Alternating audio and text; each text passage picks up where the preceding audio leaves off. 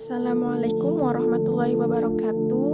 Innal hamdalillah nahmaduhu wa nasta'inuhu wa nastaghfiruh wa na'udzu billahi min syururi anfusina wa min sayyiati a'malina may yahdihillahu fala mudhillalah wa may yudhlil fala hadiyalah.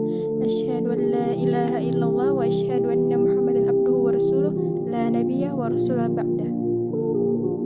Perkenalkan, nama saya Rina Haryatini dengan NIM 190104030284. Mahasiswi dari Universitas Islam Negeri Antasari jurusan Manajemen Dakwah. Video ini saya buat sebagai bagian dari tugas ujian komprehensif ilmu dakwah yang dibimbing oleh Ibu Rizkiyatul Hasanah MSOS.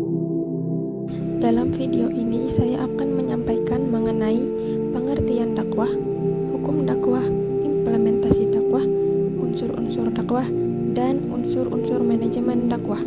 Pengertian dakwah. Secara etimologis, kata dakwah berasal dari kata bahasa Arab da'a yad'u da'watan, yang berarti menyeru, memanggil, mengajak, dan mengundang. Sedangkan menurut terminologi atau istilah, pengertian dakwah adalah mengandung upaya menyebarluaskan kebenaran dan mengajak orang lain untuk mempercayainya. Sedangkan menurut Kustadi Suhandang, dakwah adalah manusia yang diseru untuk mendakwahi orang lain untuk berbuat kebajikan, melakukan amar ma'ruf nahi munkar berupa kontrol sosial. Selanjutnya yaitu hukum dakwah. Hukum dakwah adalah kewajiban bagi kaum muslimin untuk melakukan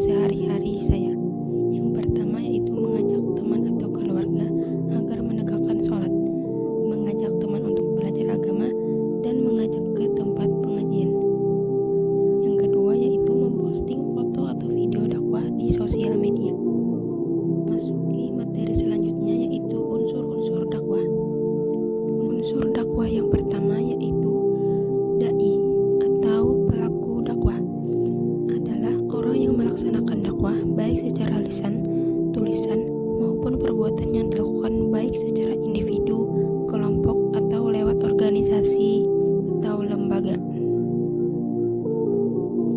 Yang kedua yaitu mad'u atau penerima dakwah, adalah manusia yang menjadi sasaran dakwah, penerima dakwah, baik secara individu atau kelompok. Yang ketiga, maddah atau materi dakwah, yaitu isi atau pesan dari materi yang disampaikan dai kepada mad'u. Yang keempat, wasilah atau media dakwah, yaitu alat yang digunakan untuk menyampaikan materi dakwah. Yang kelima yaitu thariqah atau metode dakwah, yang artinya cara atau strategi yang digunakan oleh seseorang dai agar diterima dengan baik dan efisien.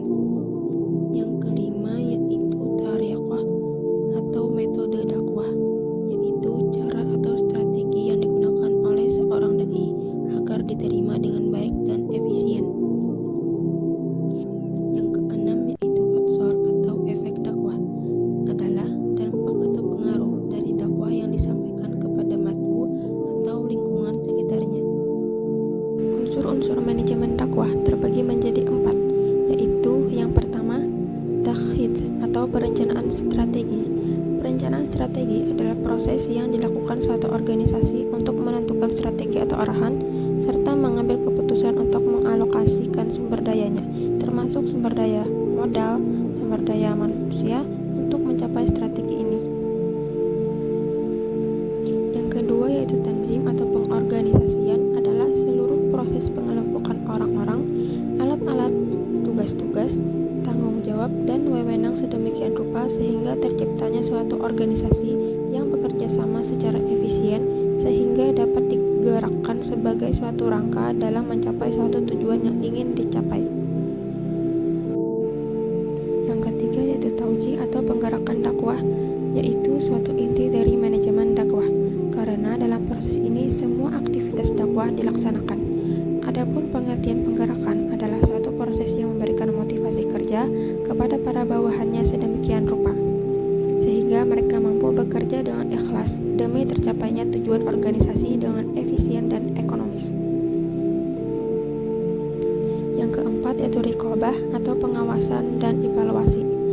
Pada organisasi dakwah, pengawasan dan evaluasi diterapkan untuk memastikan langkah kemajuan yang telah dicapai dengan sarana dan penggunaan sumber daya manusia secara efisien. Pengawasan dakwah meliputi pengawasan langsung, pengawasan tidak langsung, pengawasan preventif, dan pengawasan represif.